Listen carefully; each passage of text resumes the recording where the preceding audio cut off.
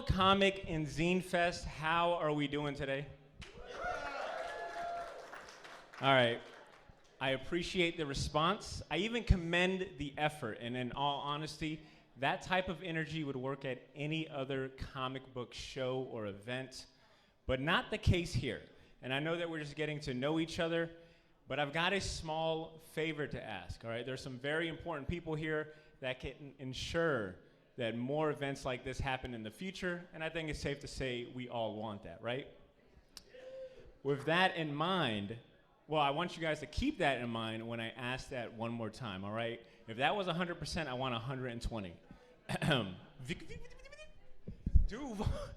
Duval Comic and Zine Fest, how are we doing today? There we go. There we go. All right. James said he'd pay the noise ordinance for that, right? Thank you, James. Appreciate it. All right. And that's the kind of energy that we need for today's event, all right? Because we are at the inaugural Duval Comic and Zine Fest, the first of its kind. Something that the team here at the Jacksonville Public Library and the DCAS committee have worked, really long hours to get off the ground and make happen. Some very important people that you should thank personally, should you run into them, for bringing us all together are folks like James Green, Lindsay Anderson, Tony Ayubi, and Dan Whaley. Let's go ahead and give them a dedicated round of applause, too. There we go. They deserve that. They deserve that. For those of you that don't know, this event was actually 2 years in the making. They originally wanted to have this happen back in March 2020. But as we all know, we were all living in a very different society in 2020. But thankfully, hardships and uncertainty eventually gave out to dedication and persistence. And that's why we're here. We're celebrating the spirit of self-publishing and supporting some of the best zine and comic creators in the entire state of Florida. I think you guys are, chose a really good day and a really good way to spend your Saturday. So I personally, and on behalf of the Jacksonville Public Library, want to thank you guys for taking the time out of your weekend for attending this event, but also taking, a few minutes out of, enjoying all the great comics and zines to attend today's Lit Chat. I know I really appreciate it, and I'm sure on behalf of the staff, they appreciate it as well. And with all of that out the way, we can now officially start today's Lit Chat interview. Your esteemed guest is an Eisner and Ignatz Award-winning comic creator hailing from Pittsburgh, Pennsylvania. That's right, he flew all the way down here to see all you lovely people. His resume includes highly raved about creator-owned projects like Street Angel, The Plain Janes, and Octobriana 1976, as well as books for Dark Horse and Marvel Comics. He's also one half of the extremely popular comic book YouTube channel, Cartoonist Kayfabe. The list could go on, and I could just be up here reading his accolades. But the point is that you could not find a better guest, a better author to attend an event meant to celebrate self-publishing and zine culture. Duval Comic and Zine Fest 2022. Let's give a warm and very loud welcome to our special guest, Jim Rugg.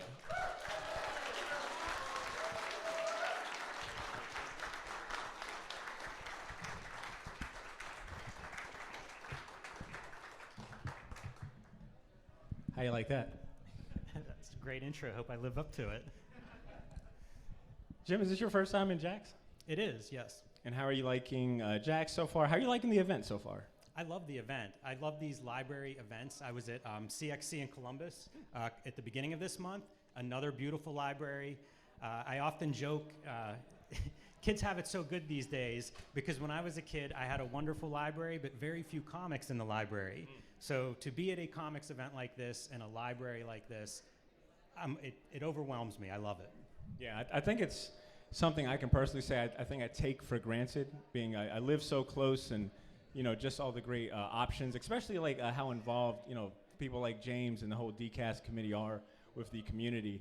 Fun fact, I don't know if you've been told this, but this library has the largest collection of zines and comics in the Southeast. I think it's like the first of its kind in the entire southeastern United States, and over there in the makerspace, you've probably seen it, like thousands of zines.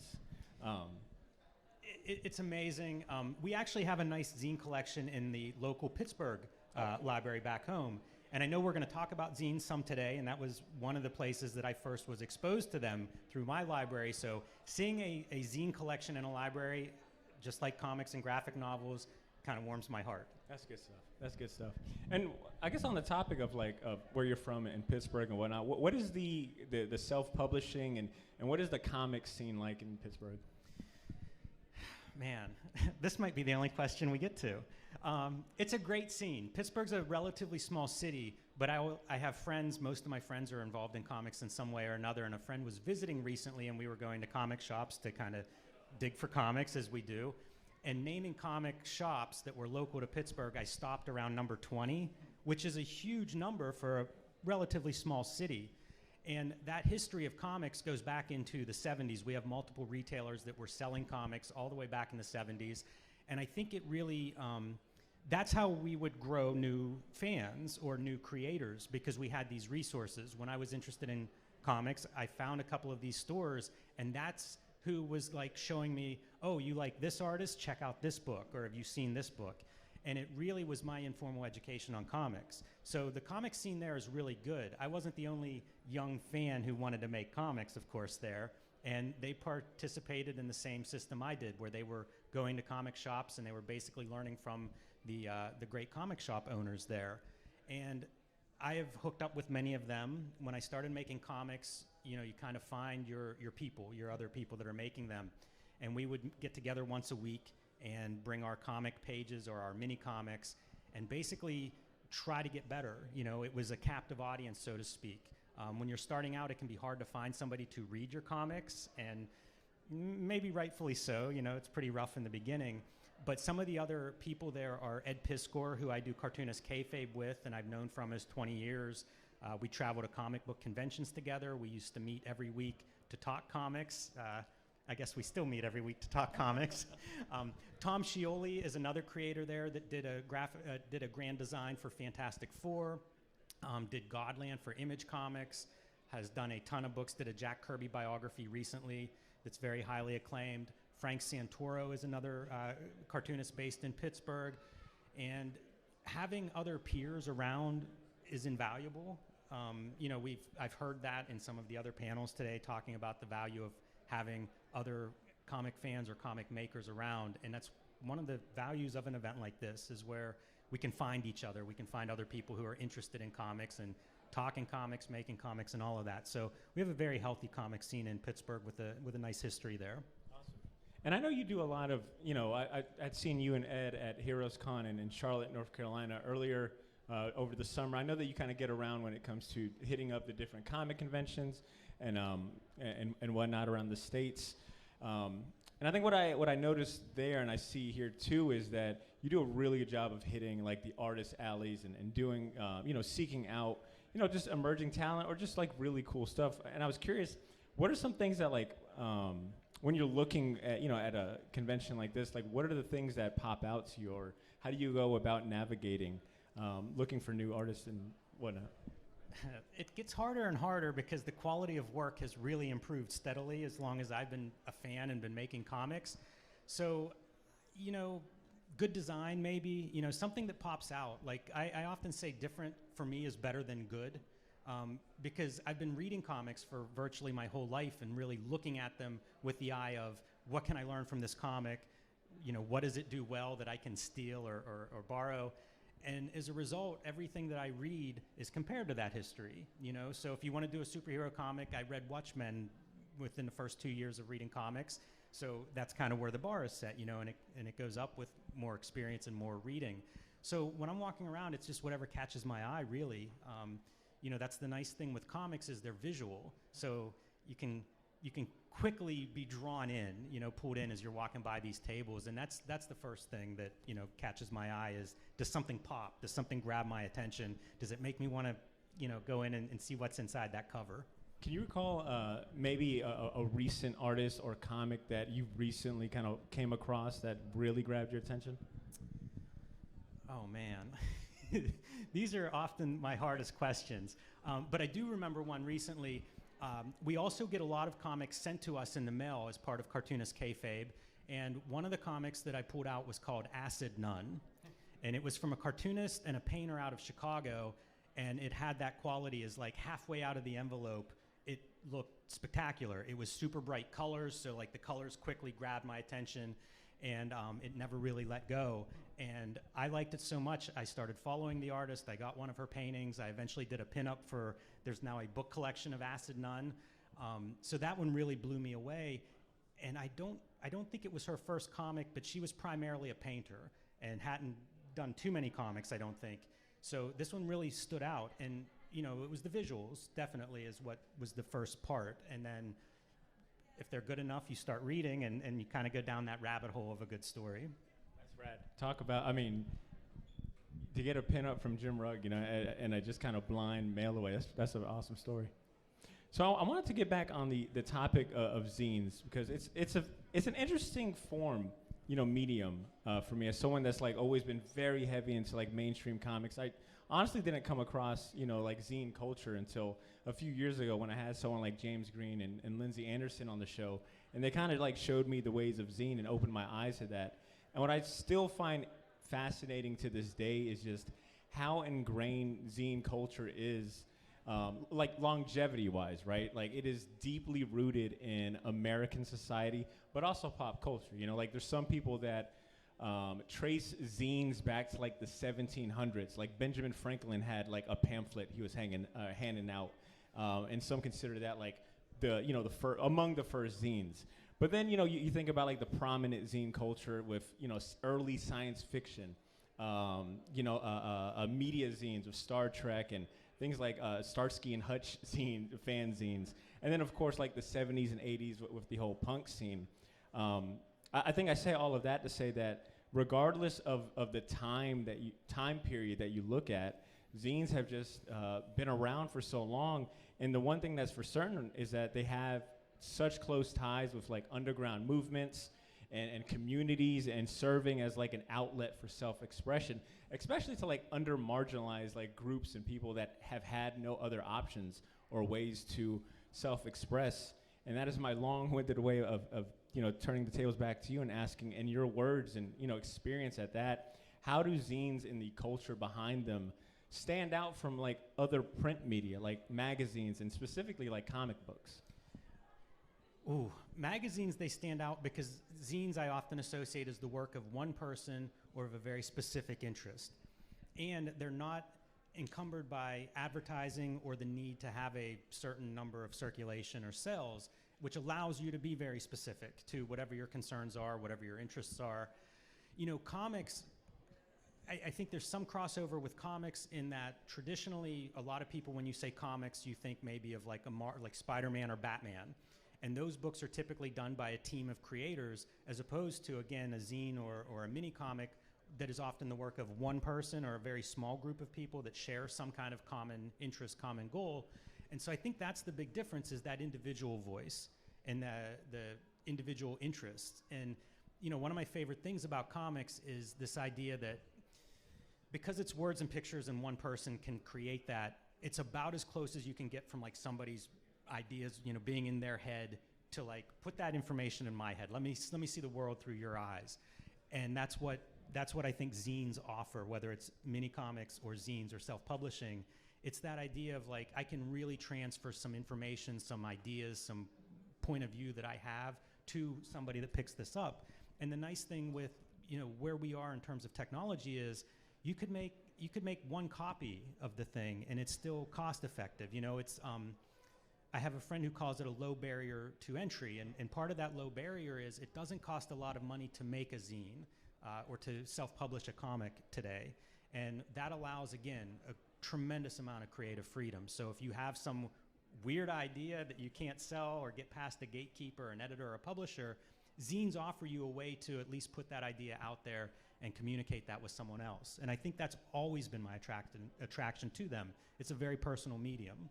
Well said. I came across maybe the most like niche zine I've ever seen, and it's over there at Leslie's table. It is a zine about the character Barrett from Final Fantasy.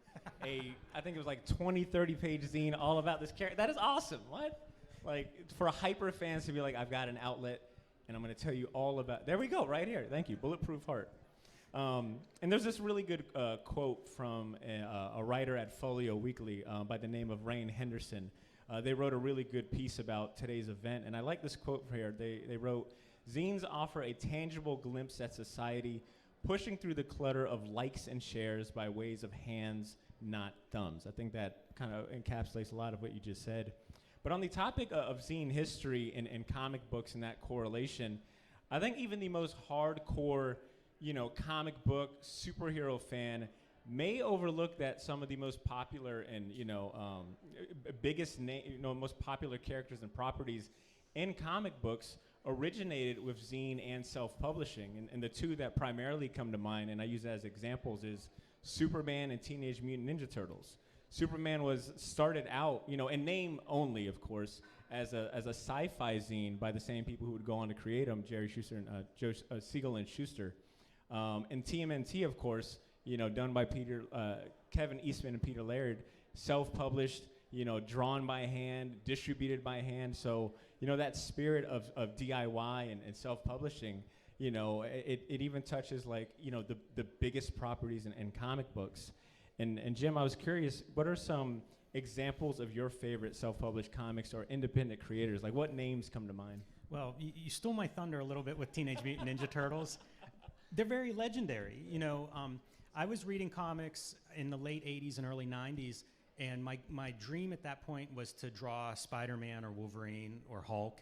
And at that point, my favorite, I was following artists around. And at that point, comics were very popular, and these artists were selling millions of copies of things like X-Men and Spider-Man. And they decided that they wanted more control over that. And so they quit Marvel and DC, and they went off and created their own comic book characters that they would own and they would control and they would self-publish, and that became Image Comics. And so my dream changed from wanting to draw Wolverine or Spider-Man to wanting to create my own characters and draw them. And one of the examples at that time was the Teenage Mutant Ninja Turtles. That was the previous generation that showed how valuable owning your own creations was, and it inspired generations ever since. Around that time in the early 90s, another big self-publishing success was Jeff Smith's Bone, which I'm sure you can find copies of in the library. It's a wonderful all-ages epic, and he self-published that throughout the 90s. Now Scholastic publishes some of it, but he retained ownership, and that was the takeaway for me as a creator. And there are really a pretty rich history of that kind of, if not just self-publishing, at least creator ownership in comics. And as a kid growing up and trying to learn about this, I would just follow whatever creators were talking about it, to try to understand that there was an alternative where you could have control of this stuff that you make, you could control it your whole life, you could benefit from it and exploit it however you wanted to, or not exploit it, but it would be up to you. And so, those are some of the big ones. Walking Dead is one of those titles. That creator, Robert Kirkman, ultimately bought a stake in Image Comics, so now he is self-publishing Walking Dead, so one of the big successes to come out of that movement of creator ownership. Yeah, Robert Kirkman is a big dog at Image Comics now, which is really awesome to see. And to give credit where credit is due, a lot of the creator-owned titles that people have come to know you for. I think I saw one of your Super Mag books floating around here, but your other stuff like Street Angel, Afrodisiac, Octobriana have all started out or have been released in some form or fashion as a zine. I think you document your creative process in zine format. Does your overall approach to or creative process change depending if you're approaching a traditional kind of comic book or a zine? Like, how does it differ? Yeah, I usually whenever I sit down to start a project, I have some idea for a story or a character or something that I want to do. Format is one of the first things I think about, and if I'm self-publishing it, that changes maybe some of the options that I have, the size of the project, the cost of the project. All of these things, they come into play right in the very beginning, so they inform almost every creative decision that I make. And Octobriana 1976, you mentioned, it's the world's first blacklight comic. I kind of co-published that with AdHouse Books, there you go, a publisher that I've worked with a lot, including Afrodisiac and Street Angel, but I still retained ownership of the characters. But it was a matter of figuring out, can we print something with fluorescent ink in order to create a blacklight comic effect? And, that's the same to me as making a zine. It's figuring out exactly how you want to produce this thing. So in addition to a character that although I don't own Octobriana, she's public domain, but in addition to, thinking of creator ownership for characters, it's also things of like, what do you want this thing to actually look like? The format of the project itself. It's the equivalent of what kind of frame or lighting you want on a painting. For me, that format is a big part of the storytelling experience. And so it comes in right from the beginning. And, even if you're working with a traditional publisher, that is defined very clearly in the contract. Before, like for Hulk Grand Design, for example, before I started writing Hulk Grand Design, we defined how many pages I had and how big those pages were. So, I think making zines, kind of the same thing, and depending on the zine format, maybe you have some flexibility to add some pages if your idea goes a little bit longer. But for the most part, like I think about that stuff, it comes along with the story development. Yeah. You mentioned zines being a very little or no barrier of entry to like creating, comics and getting, your thoughts and expression out. But I think you can also say like the barrier of opportunity. Like it's a lot of opportunity there. You mentioned Octobriana being a blacklight comic, and I thought that was such a unique, spin on a traditional comic book. And I know, and it made me think like, I don't think that's something that maybe a big publisher, had you gone through a major publisher or someone that would have retained those rights, maybe would have taken the risk to do. But the fact that you were able to do that is really impressive in that format. Yeah, and again, I think it comes down to just being one person. In my case, working with a publisher that I often say is like my biggest creative collaborator. But it's such a small number of people, so we get to control all of that. We're talking to different printers about it, and we're kind of running over our ideas with them and whether they think it will work based on their printing background. As you get into a bigger publishing model, it's almost like layers of people who have their own specialty, right? So the editors don't necessarily talk to the printers. You have people who are production people, and again, they're not always communicating with one another and rarely with the creatives. So that's part of the intimacy of doing something yourself, which in most cases zines are. Yeah. There's a lot of creative freedom in doing that yourself. Yeah. And on the topic of media being used, you mentioned printer, you mentioned black light. Do you have a preference when it comes to what type of media you use, whether it's digital or print, or a favorite like media to kind of go to or use? No, I don't. And I was just talking to somebody who teaches at the sequential art workshop about this, and how students will come in and they'll have the tools they want to use, or they'll say it's all digital or it's all on paper, or they have these rules. I don't have that. I've done comics that are completely drawn digitally on my iPad, and I've done comics and zines that are done with no digital component whatsoever. I did a zine probably 5 or 6 years ago, and it was celebrating a Pittsburgh artist, Bill Boychelle, who was made posters in the 80s. And so I got hold of a bunch of his archives, and I wanted to celebrate his work.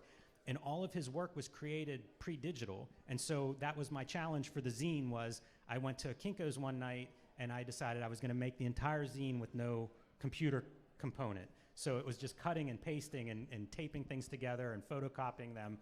And there's something, to me, it's like they're just tools. Like you have an idea, and then it's whatever tool you have access to, that's the one to use.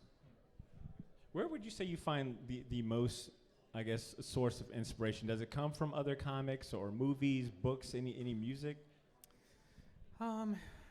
I don't know where ideas come from. I consume so much stuff, even unintentionally. Just scrolling through Instagram or something, you see thousands of these images that you don't have a lot of control over. So I don't know exactly where things come from. I love movies. I think a lot of comics makers grow up loving movies. It's a visual medium. Television, of course, everybody I think is into now. I read. So I don't know. It's a little bit of everything. I've seen a lot of. Does anyone have Street Angel right here? There's a lot of hands. So, just using Street Angel as an example, do you remember where you were at when the idea of Street Angel came to mind? Yes, I do. Street Angel started out. It was created in the early 2000s. I would rapidly read comics, and then I would get bored of them after like a couple of years of, say, reading Marvel comics. And at that point, Image started, and I read that for a couple years, and then, you know, kind of read through a cycle and got bored of those. So in the early 2000s, I was at my comic book shop, and it felt like everything was either like The Punisher, Batman, Spider-Man, or it was bad girls. There was like a subgenre of bad girl comics that were popular, like Lady Death and Elektra and characters like this.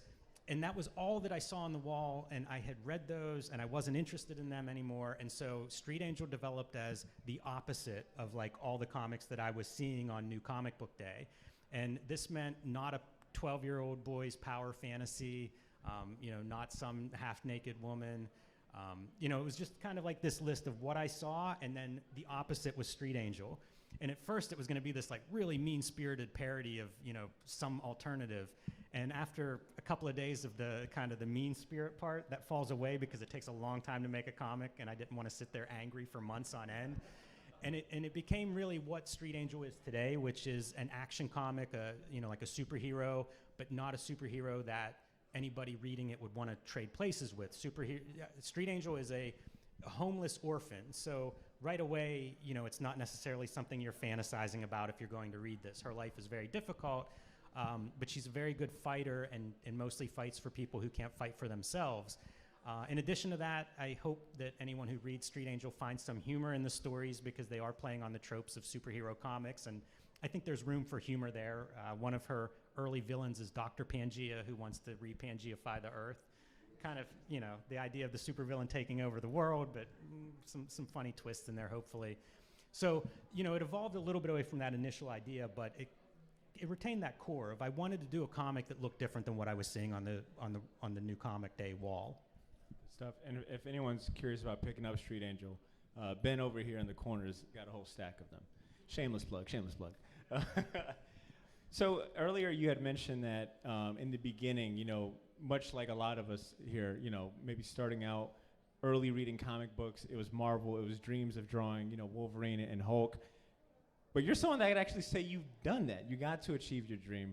Because, you know, just recently, was it this year? Yeah, I think this year, Hulk Grand Design came out.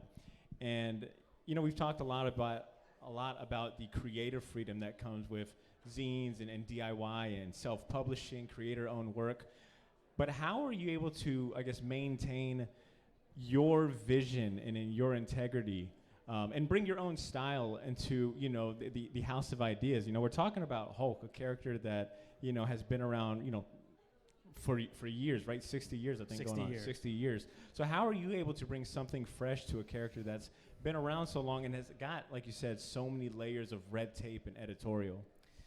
Marvel has done 3 Grand Design books. They did X-Men and Fantastic Four before they did Hulk. And both of those books were done by fellow Pittsburgh cartoonists, Ed Piskor and Tom Scioli. And these are cartoonists that do everything themselves. They write, they draw, they color, they letter, and I'm the same way. And so by the time I got to Hulk, Marvel already had kind of a model in place for Grand Design, and I talked to my editors a lot, you know, along the way throughout the process. But early on, I would send them pages with kind of not sure what to expect from them, if I was going to get a lot of editorial feedback, if I was going to have to change my process to accommodate them. And my editor kind of explained to me that he recognized I work differently than the traditional Marvel comic, which is there's a writer, and then that goes to the script goes to the editor, and the editor looks at it and maybe edits it, and then sends it to a penciler, and it keeps kind of going back and forth from each person through editorial back to the next person in the team. But they recognized that these Grand Design books were different. It was going to be the work of one cartoonist, and my process was different than their process, and gave me basically freedom. And so that was awesome. I still had deadlines, and I would continue to send in pages so that they could see like what was important. I think from their standpoint is I didn't go way off the rails. And then the other thing is that the book was being turned in on time for their printing schedules and whatnot. And that was basically it. You know, as long as I was hitting my deadlines, mostly they would see pages and say, good, you know, keep going, that kind of thing, and gave me pretty much, I wouldn't say carte blanche, because I'm working with Hulk and I'm working with his 60-year history. But within those bounds, like they were pretty free. You know, I have pages in there that I drew with ballpoint pens on notebook paper. And you know, I think I actually got a nice email that day that I turned that one in. So they were very encouraging, but they were also very hands-off in terms of the creative. And who knows, maybe if I had done something, you know, turned the Hulk purple or something, I might have heard from them about it. But as it was, you know, I think we had the same goal in mind and were pretty clear from the beginning and had good communication, which I think is always helpful in any kind of collaboration. That's good to hear. They were like, look, Hulk is 3 colors, gray, green, and red. That's it, buddy. All That's right? it. All right, Jim, I've got one more question for you, but I got to turn to the audience. We'll be doing a Q&A segment. I think everyone's got a sheet of paper underneath their seat. If you guys want to write down your question, I think someone will grab the questions here in a sec. But back to you, Jim. You know, we're here celebrating DIY self-publishing, so safe to assume we are in a, you know, giant room filled with aspiring comic creators, artists, writers, et cetera, et cetera. What are some words and maybe advice for those aspiring and current comic creators that you would give based on something that you wish you would have received early on, you know, as you were breaking into the industry? And if you don't mind giving this in a twofold, maybe something introductory and something a little more advanced, considering we do have people out here, you know, selling their books. Yeah, the first thing I would say is write. I think it's really important for any creative medium that you write as much of your own material as you can, because what you want to do is develop your voice. You know, the thing that separates any of these books, and really the books that stick with me and that I walk around and look for, it's a unique voice. You know, that's the thing that makes your work special, and I think writing is the easiest way to really hone that voice and figure out who you are and how you view the world. And so, you know, write, and write more and find as many people to read that and give you feedback as possible, but make it even a daily practice, writing, because depending on, you know, I got into this because I like to draw, and writing is something that I still have a hard time with. So the more you make that a regular part of your practice, the more natural that will become. So that would be my advice to everybody, whatever level you're at, is write your own material, because who knows you better than you? And that's really what you want to do is hone that voice. You know, that voice is yours and yours alone, and that's really the competitive advantage that you have. You know, in terms of maybe if you're a little further along, is educate yourself as much as you can. I mean, information is out there now in terms of what contracts look like, what various publishers' practices are, and you come to an event like this, you can talk shop with your neighbors and with the other creators. So if there's somebody that's doing what you want to do, often you can talk to them about their experience and take away, you know, what you can apply to your own goals and your own situation. You know, publishers are not always your best friends, so you want to do your homework before you sign anything like that. And one little bonus question to that, because for anyone that watches Cartoonist Kayfabe, they know that the marching orders at the end of every episode and video is read more comics. I wanted to know if you would mind giving some of our folks here some fun homework, all right? Some fun homework. And what are some comics or books about comic making or just comics in general that you would recommend people, you know, check out if they were interested in getting into the industry and self-publishing? Oh, man. All right. So one book that is either out now or coming out very soon is a softcover collection of Dan Clow's 8-Ball. And this is not an obvious how-to book. However, there are some hidden gems within the pages that really talk about the comics industry. One is a storyline called Poussey, about a comic book artist who goes through kind of every type of comics in his profession, from mainstream superheroes to alternative comics. There's also a tract in there about, I think it's called Modern Cartoonist, and it's kind of a half parody and half absolutely sincere portrait of the comics industry and the comics art form. So in addition to that, it's a lot of great cartooning, and I know your library will have that on its shelves soon if it doesn't already. So I would highly recommend that 8-Ball collection. It's a master cartoonist that has come through a lot of development in the comics industry in his time making that comic. So I would recommend that one highly. Dave Gibbons, and forgive me for not knowing the answer to the title of this book, but Dave Gibbons, the artist on Watchmen, put out a comic on how to make comics, and it's very detailed because in addition to being an artist, he's also written a lot of comics. He letters comics, he colors comics, so he gives you kind of a full view of what it takes to make comics and his kind of practical learned advice on what he does and what he recommends. And I apologize for not having the name of that book off the top of my head, but if you look for Dave Gibbons' How-To Comics book, I'm sure you will find it with no problem. That's good stuff. All right, folks, let's go and give Jim Rugg a round of applause, right? He shared a lot of great information. This is fat stack. You guys obviously, there we go, keep on coming. You guys obviously had some questions for Jim, to say the very least. All right, so in the interest of time, let's go ahead and open up this conversation with some questions from the audience. There's some really good ones in here. I thought I had an order, but we're just gonna go.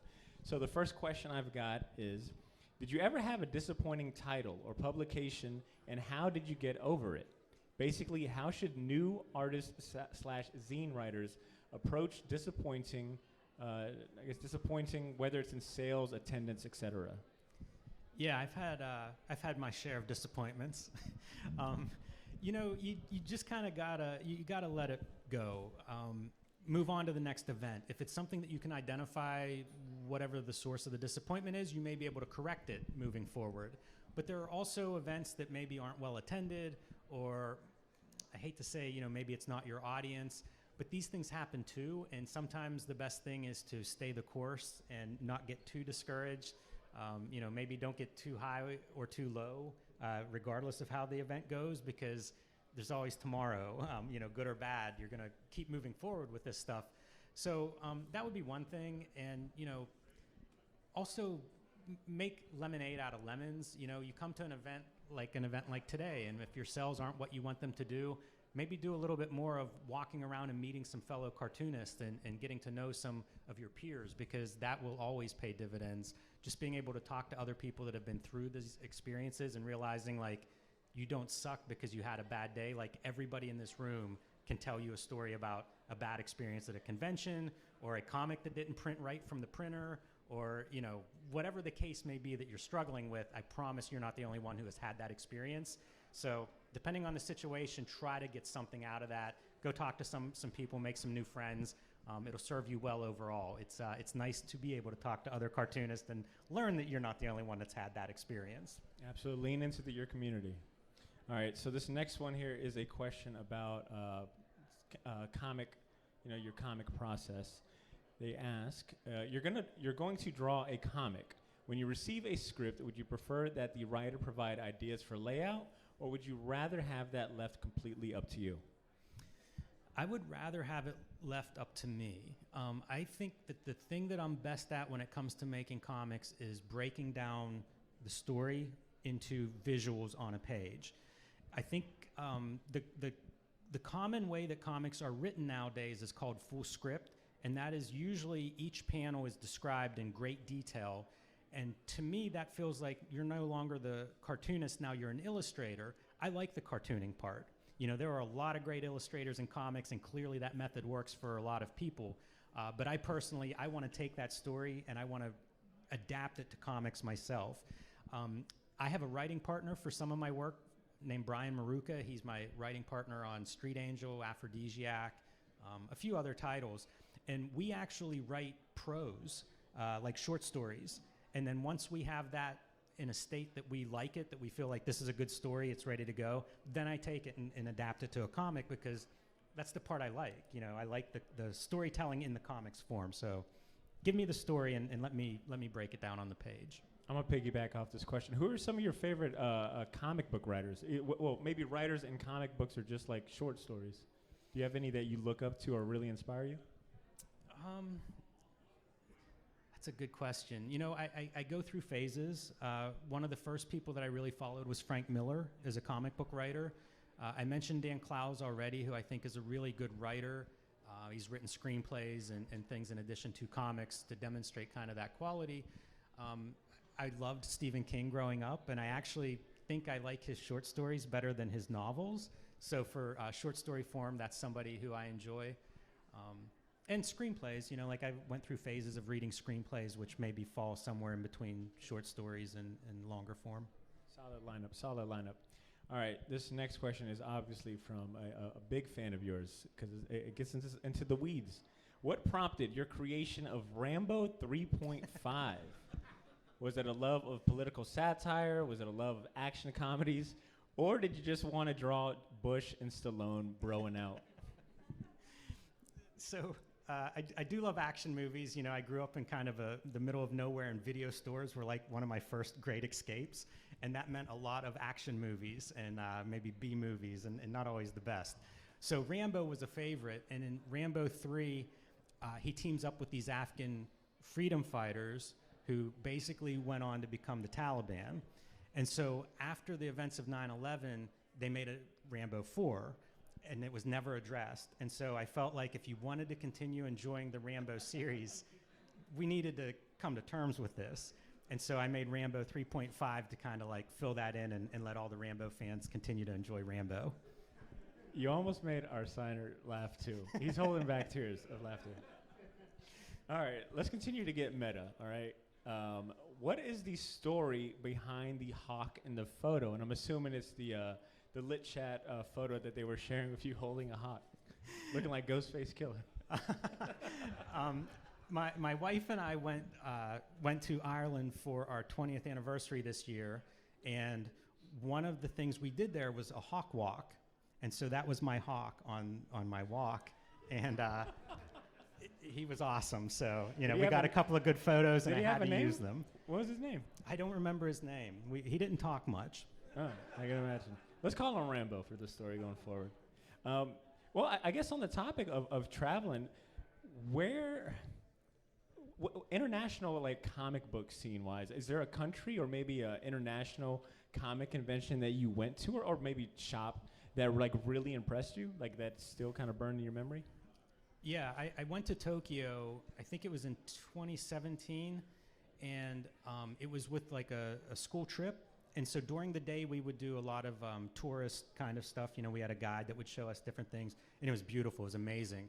But then in the evenings, we were free, and we stayed in a district that was known as the anime fan district. So there were Mario Karts running around this neon landscape at night in cosplay.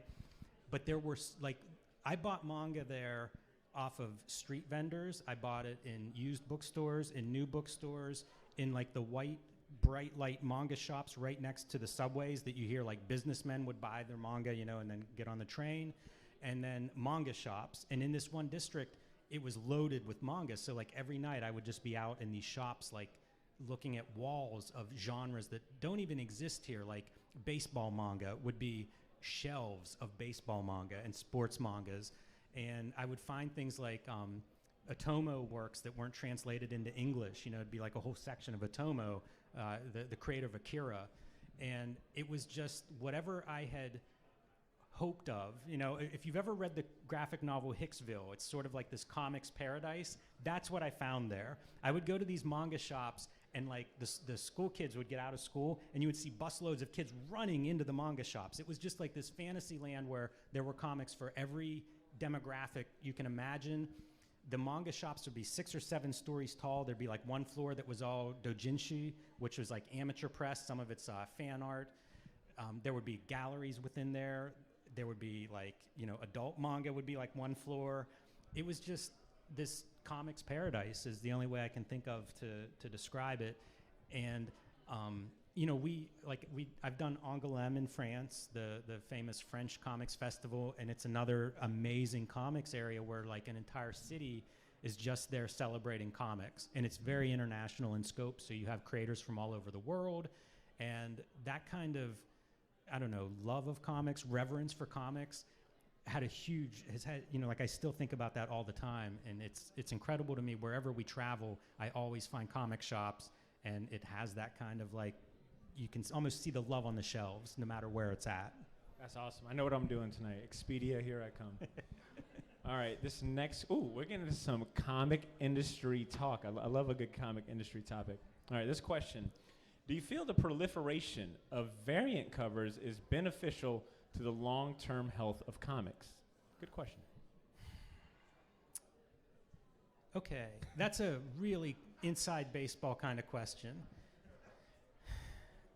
I think that certain stores have found ways to leverage that to their advantage, and anything that stores can do to keep the lights on, I think is beneficial to comics. I don't know about a blanket statement of whether they're positive or negative overall. They relate to, in the early 90s, I think, is when variant comics started to pop up. And the early 90s were followed by a time of collapse in the American comics industry. So there are a lot of things we point at and blame for that. Mainly that early 90s was a speculator era. So people would buy these variant covers with the idea of like, this is going to be worth a lot of money, or I need to buy 10 copies of this new comic because I want all the variants. I don't know that that's a healthy thing, but I also don't know that it's a big percentage of comics readers or buyers that engage in that. So depending on how the variants run, I think depends whether they're good or bad. As long as you can read those comics without having to engage in inflated prices, I think no harm, no foul. But I know a lot of people don't feel that way. So, and I don't run a comic book shop. So I may not be the best person to ask about it because I really don't know the mechanics of that very well. That's an honest answer, and I appreciate that. Whoever did ask that, we do got Ben over here. I think he'd gladly take that answer. Yeah, I was seeing if Ben was shaking his fist at me with that Ben was response. Like, Jim, I will... Ben was like, Jim, I swear I brought all these books for you. Don't betray me. All right, next question. This is a good one. Okay, going to Cartoonist Kayfabe. We're going to switch it up a little bit. How do you and Ed land your shoot interviews? And will we see interviews of Garth Ennis in the future? Also, thanks so much for visiting Jax. Joe.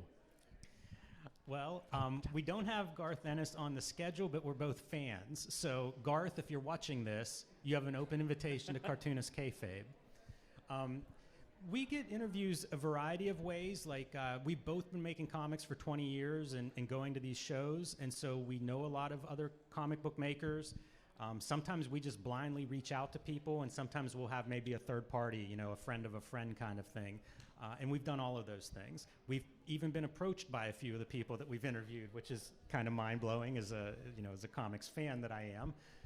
So there's no one way that we get guests to be on there. It's something of, coincidence a lot of times, or if they have a new book out, people want to sell their books, and so that's always a good time to kind of like reach out and be like, hey, you've got a, a new collection of 8-Ball. Maybe you want to come on the show and talk about it, for instance. Yeah, you got to get them when they're at their highest shameless plug mode. Well, have you had a few interviews where you've absolutely like either geeked out or you had to hold in your fanboy? Oh, yeah. I mean, Cartoonist Kayfabe in a lot of ways is really just the ultimate. We always say, like, I'm the first kayfabe effect victim. So, the people that we interview, these are my heroes, many of them, people that I've been reading since I was a kid before I was making comics. So there are a lot of those moments. And, a couple of standouts. We talked to Dave Gibbons for New Year's this past year and went page by page through Watchmen number 12. And we had been doing one issue of Watchmen each month last year. So to get to the final issue and to have Dave Gibbons go through 2 hours of his time and really talk to us about this and show us script excerpts, that one blew my mind. But honestly, I could probably name 20 of these experiences like that. If you've never seen our interview with Sergio Aragonés and you want to feel great and have your heart grow several sizes, like I came away from that interview just maybe the most inspired I've ever felt. Just a beautiful man and really opened up to us. It's not someone I had a previous relationship with, but an extraordinary person. And so, yeah, these interviews, they're very different from person to person, but they do have, they often take me by surprise, so. I'm going to add this question here because it's very similar, and it's from my man Jason over here. Sorry about that. And he actually brought up, he wrote that he thought the Sergio Aragonés interview was especially touching. You kind of answered about the ones that kind of surprised or that you were happy to get. But were there any surprise interviews that maybe you didn't think that you were going to get, or it was outside the realm of possibility that you made a reality? Oh man, I'm sure there are some, and I'm drawing a blank at the moment but I may think of some as we go on. I will keep that open. You know, Mark Miller was somebody that surprised me, because Mark Miller is a little more of a mainstream. We do a lot of like alternative comics and a lot of writer-artists, you know, like one person doing everything. And we interviewed Mark Miller, the writer of Kick-Ass and Wanted, and I'm probably forgetting a whole bunch of stuff, but a huge writer who comes out of Marvel and then went into creator-owned works. And I had a great time with that interview and wasn't sure what to expect, because we didn't talk to a lot of writers up to that point. And so that one stood out as being kind of a surprise, and a very pleasant surprise. I think two that come to mind were, well, really anytime that you guys interview any of the Image founding fathers like Todd McFarlane or Rob Liefeld, just to see the boyish exuberance from you, and especially Ed Piskor, right? Like to see him like smiling and like, you know, to get read and whatnot is always really awesome to see. And last question that we've got is, what graphic novel have you reread more often than any other, and why? Probably Ghost World, and that's by Dan Clowes. For a long time, he's been my favorite cartoonist. And I've reread it because I have it in different formats. So often if, you know, I had it in the original 8-ball issues, it was serialized, so I read it then. And then I probably read it again before it was even collected, because it's like, okay, now I have a stack of the issues, I'm gonna read it all. And then as editions would come out or I would get them, I would read it. I've done other podcasts about it, you know, like I've been on podcasts where like we pick a book and then we'll all talk about that book.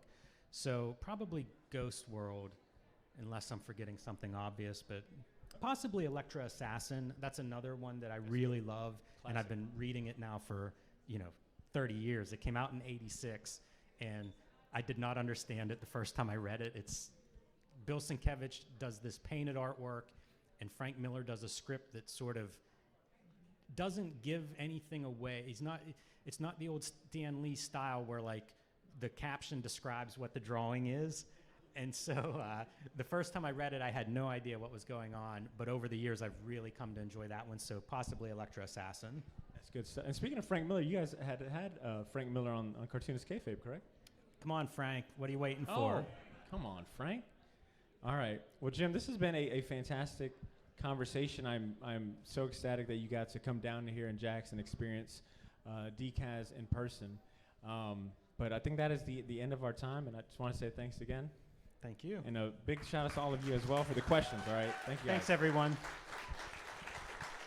Enjoy the rest of DCAS.